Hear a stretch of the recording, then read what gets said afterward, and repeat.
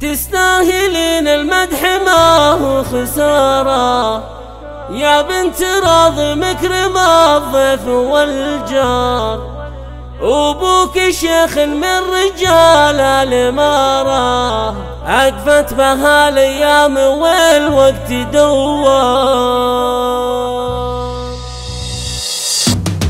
تستاهلين المدح ما هو خسارة، يا بنت راضي مكرمة الضيف والجار، وابوك شيخ من رجال الامارة، عقفت بها الايام والوقت دوار. وضيوفك اللي ما علاهم قصارى، يستاهلون المدح وزعه ومقدار. يا ام محمد اللي تفهم الاشاره، خليك اميره كل ما جاك خطا. يا نور شمس ما علاها ستاره، مذكوره بالزين في كل محظى. سعاد حظ اللي سوى العماره، ويحطها في البيت ما عاد يختار.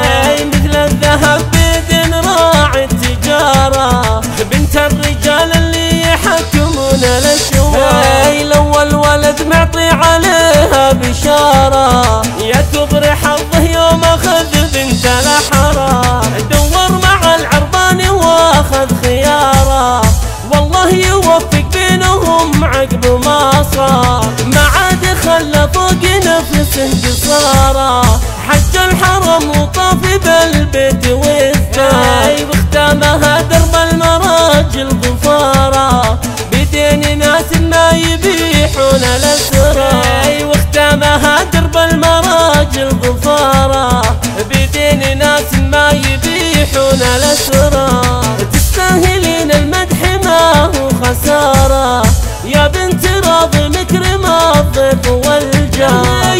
وابوك شيخ من رجال الامارة، عقفت بها الايام والوقت دوار. وضيوفك اللي ما علاهم قصارى، يستاهلون المدح وزعه ومقدار. يا ام محمد اللي تفهم الاشاره، خليك اميره كل ما جاك خطا. يا نور شمس ما علاها ستاره، مذكوره بالزين في كل محظى. سعاد حظ اللي سوى العماره، ويحطها في البيت ما عاد يختار. مثل الذهب بيد راعي التجاره، بنت الرجال اللي يحكمون الاشوار. الاول ولد معطي عليها بشاره، يا كبر حظه يوم اخذ بنت الاحرار. دور مع العرباني واخذ خياره،